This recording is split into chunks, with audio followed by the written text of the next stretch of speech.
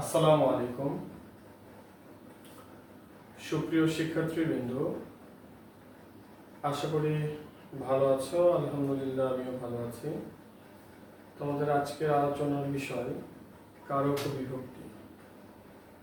আজকে আমি তোমাদের ক্লাসে কারক এবং বিভক্তির প্রাথমিক আলোচনা করব। প্রথমত উপরে লিখে নিচ্ছি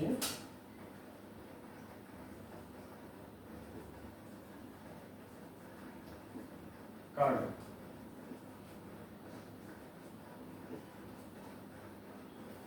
কারক শব্দের বিশ্লেষিত রূপ আমরা দেখব, অর্থাৎ কারক শব্দকে যদি আমরা ভাঙায় দিই,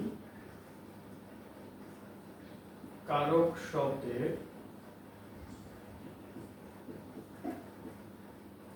বিশ্লেষিত রূপ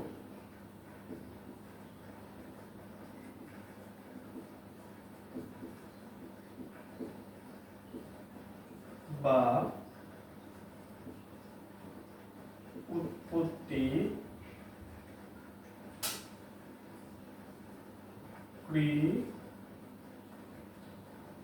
যোগ নক অথবা অফ। এই ক্রিতে ধাতু চিহ্ন দিতে হবে, কেননা আমরা জানি কোন ক্রিয়ার মূল অংশ নির্দেশ করতে চাইলে ধাতু চিহ্ন ব্যবহার করতে হয়। এখন আসো কারক শব্দের অর্থ কি। কারক শব্দের অর্থ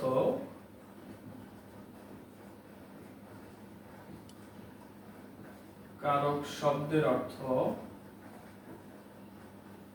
যা ক্রিয়া সম্পন্ন করে।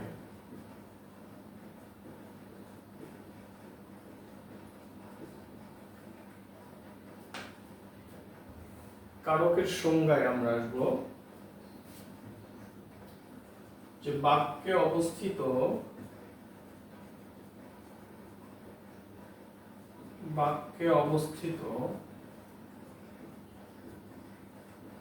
নামপদ বা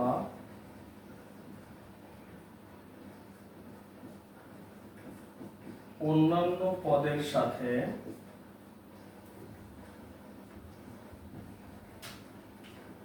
ক্রিয়াপদের যে সম্পর্ক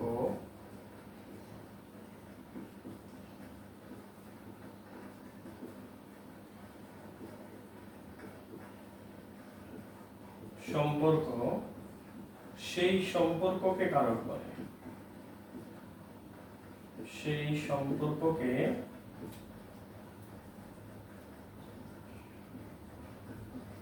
কারক বলে। অর্থাৎ আমাদের কারক নির্ণয় করতে গেলে প্রথমত আগে ক্রিয়াপদ খুঁজে বের করতে হবে। তো কেন ক্রিয়াপদ খুঁজে বের করতে হবে? কারণ ক্রিয়াপদের সাথেই বাক্যে অন্যান্য পদের যে সম্পর্কটা হবে ওই সম্পর্কের নাম কারক। যেই ধরনের সম্পর্ক তৈরি হবে বৈশিষ্ট্য অনুযায়ী সেই কারকের মধ্যে পড়ে যাবে। সুতরাং আমরা যদি বলি যে আব্দুর রহিম বই পড়ছেন, তো যেহেতু ক্রিয়াপদের সাথে আমাদের সম্পর্ক তৈরি করতে হবে, কথার কথা আমি এই পদ বা শব্দটির নিচে দাগ টানলাম এবং বললাম কারক বিভক্তি নির্ণয় করো। তাহলে এই পদের সাথে ক্রিয়াপদের যেই ধরনের সম্পর্ক তৈরি হবে সেই কারকের মধ্যে চলে যাবে। তো সম্পর্ক যদি তৈরি না হয় তবে সেটা কারক হয় না, কারণ কারকের সংজ্ঞায় বলা হচ্ছে যে নামপদ বা অন্যান্য পদের সাথে ক্রিয়াপদের যে সম্পর্ক, তার মানে এইটা নামপদ বা অন্যান্য পদ, এই পদের সাথে ক্রিয়াপদের যে ধরনের সম্পর্ক তৈরি হয় সেই কারকের মধ্যে চলে যায়। তো আমরা দেখি, প্রশ্ন করে দেখি যে কি দিয়ে প্রশ্ন করা যাচ্ছে। যে কি পড়ছে? বই পড়ছে। তো কি দিয়ে প্রশ্ন করলে সাধারণত আমরা কর্মকারক পাই। তার মানে এই বই এবং পড়ছে, এই দুইটার মধ্যে যে সম্পর্কটা তৈরি হয়েছে ওই সম্পর্কের নাম কারক। আশা করা যায় কারক কি এটা তোমরা বুঝতে পেরেছো। এখন আসি কারকের প্রকারভেদে।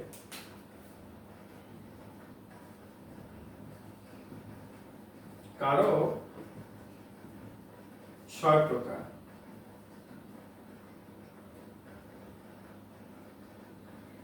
এক নাম্বার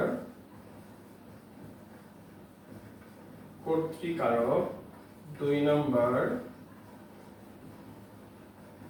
কর্মকারক, 3 নাম্বার করণকারক, 4 নাম্বার সম্প্রদান কারক, 5 নাম্বার অপাদান কারক, 6 নাম্বার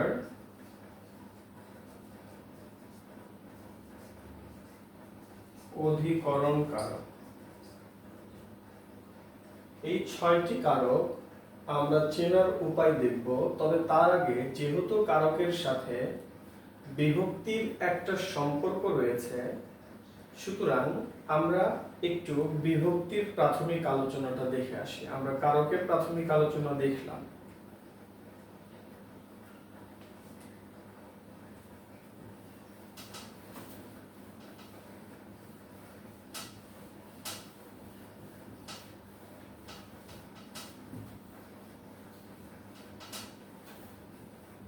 দেখো বিভক্তি,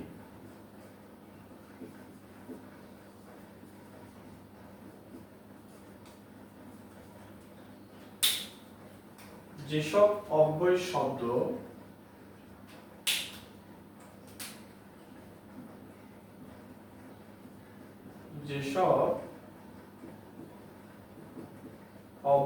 শব্দ বা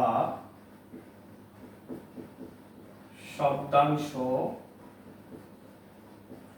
কোন শব্দের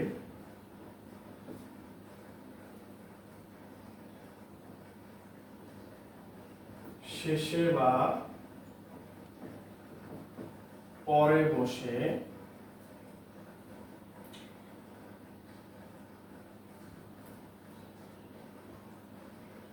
বাক্যে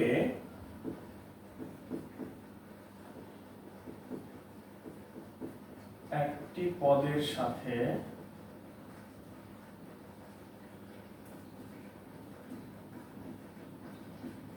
অন্য পদে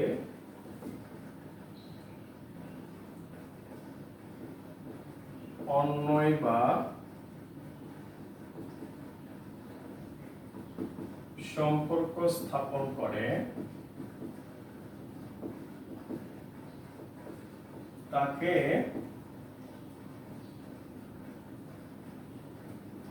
বিভক্তি বলে। অর্থাৎ বিভক্তির কাজ হচ্ছে কোন শব্দের শেষে বসবে অথবা পরে বসবে। তো পরে বসে করবেটা কি? এটা বাক্যের মধ্যে একটা পদের সাথে আরেকটা পদের অথবা একটা শব্দের সাথে আরেকটা শব্দের অন্বয় সাধন করে, অর্থাৎ সম্পর্ক স্থাপন করে। এইটাই মূলত বিভক্তির কাজ। তবে বিভক্তির প্রধান আরো একটি কাজ আছে, সেটা হচ্ছে বিভক্তি বাক্যের অর্থ সুস্পষ্ট করতে ভূমিকা রাখে। বাক্যের অর্থ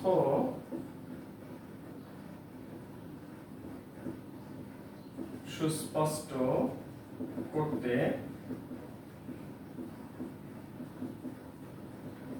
ভূমিকা রাখে। তার একটু বাস্তব প্রমাণ আমরা একটা উদাহরণের মাধ্যমে আমরা একটু দেখি।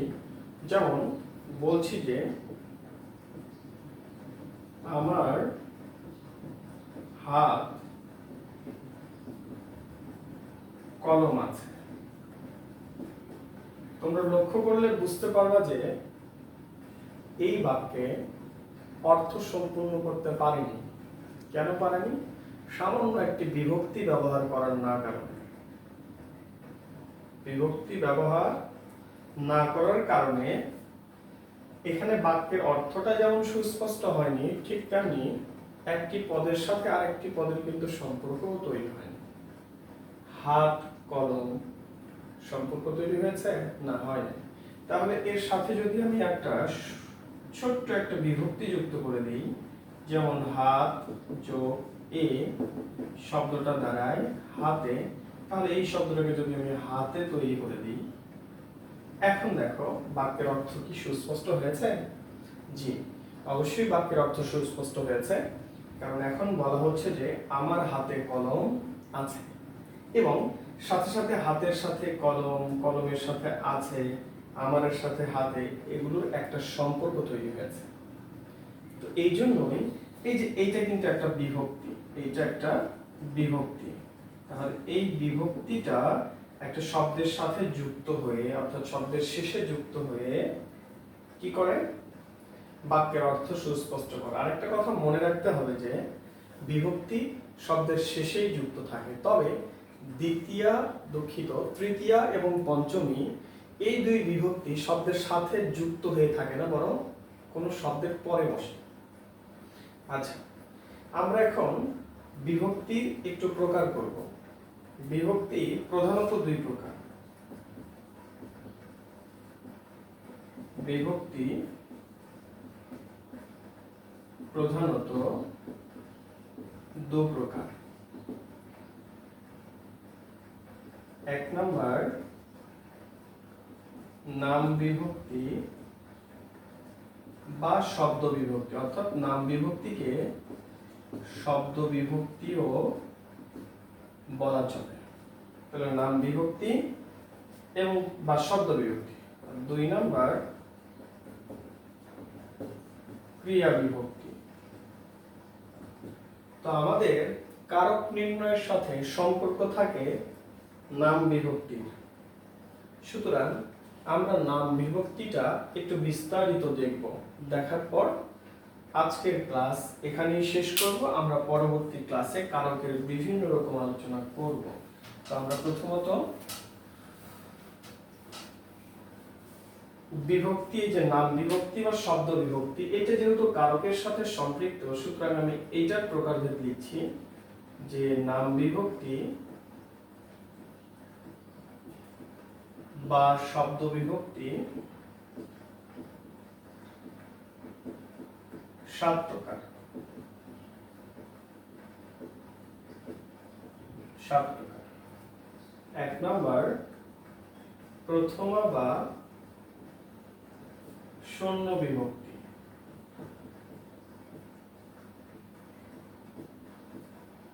2 নাম্বার দ্বিতীয়া বিভক্তি। 3 নাম্বার তৃতীয়া বিভক্তি। 4 নাম্বার চতুর্থী বিভক্তি। 5 নাম্বার পঞ্চমী বিভক্তি।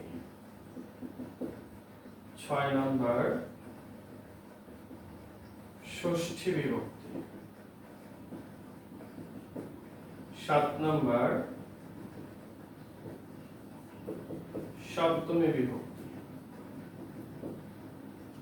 এখন আমরা দেখি যে কোনটি আসলে কোন বিভক্তি। তো প্রথম আবার শূন্য, এটাতে আমরা পরে যাচ্ছি, দ্বিতীয় থেকে শুরু করছি। যেমন ধরো শব্দের শেষে যদি কে, রে অথবা এ রে বিভক্তি যুক্ত থাকে, তাহলে সেগুলো হবে দ্বিতীয় বিভক্তি। এরপর তৃতীয় বিভক্তি দ্বারা, দিয়া, কর্তৃক, তৃতীয় বিভক্তি। এরপর চতুর্থী বিভক্তি কে, রে। পঞ্চমী বিভক্তি হতে, থেকে, চেয়ে। ষষ্ঠী বিভক্তি র এর সপ্তমী বিভক্তি এ অন্তস্থ অ তে। তা আমরা জানি যে এই বিভক্তিগুলো শব্দের শেষে এবং পরে যুক্ত থাকে। তো শব্দের পরে যেগুলো থাকে সেটা হচ্ছে তৃতীয়া এবং পঞ্চমী, আর বাকিগুলো কিন্তু শব্দের শেষে যুক্ত থাকে। যেমন আমার, এই শব্দের শেষে র বিভক্তিটা যুক্ত আছে, যে র বিভক্তি, তার মানে আমাকে দিতে হবে যে এটি ষষ্ঠী বিভক্তি।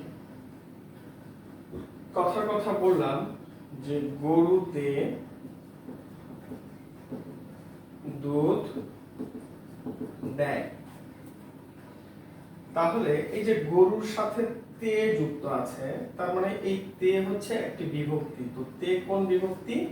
সপ্তমী বিভক্তি। তো এটা আসলে কোন কারকে কোন বিভক্তি, যদিও তোমাদের কারক করানো হয়নি, তারপরেও দেখো আমি বলছি যে এটা কর্তৃকারকে সপ্তমী বিভক্তি। তার মানে কারক নির্ণয় করতে হলে বিভক্তিও চাইবে। সুতরাং আমাদের এই 7টি বিভক্তি মনে রাখতে হবে। আরেকটা বিষয় তোমাদের বলা হয়নি, সেটা হচ্ছে প্রথম আবার শূন্য বিভক্তি। এটা মানে আসলে শূন্যই। তো কেন? এই দ্বিতীয়া থেকে শুরু করে সপ্তমী পর্যন্ত যদি কোনো বিভক্তি ওই আন্ডারলাইনকৃত শব্দে না থাকে, তাহলে মনে করতে হবে যে ওইটা শূন্য বিভক্তি। যেমন আমি যদি লক্ষ্য করি যে দাগানো হয়েছে দুধ, গরুতে দুধ দেয়। তো দুধ দেয়, অবশ্যই এই দুধ কি দেয়? দুধ দেয় কর্মকারকে। এখানে কিন্তু দ্বিতীয়া থেকে শুরু করে সপ্তমী পর্যন্ত কোনো বিভক্তি ব্যবহার হয়নি। এই শব্দের সাথে কি ব্যবহার হয়েছে? শেষে ব্যবহার হয়েছে? না, ব্যবহার হয়নি বা যুক্ত হয়নি। তার মানে বুঝতে হবে যে এটা শূন্য বা প্রথমা বিভক্তি। আশা করা যায় কারক এবং বিভক্তির প্রাথমিক আলোচনা আমরা বুঝতে পেরেছি। আগামী ক্লাসগুলোতে অবশ্যই কারকের বিস্তারিত আলোচনা করা হবে।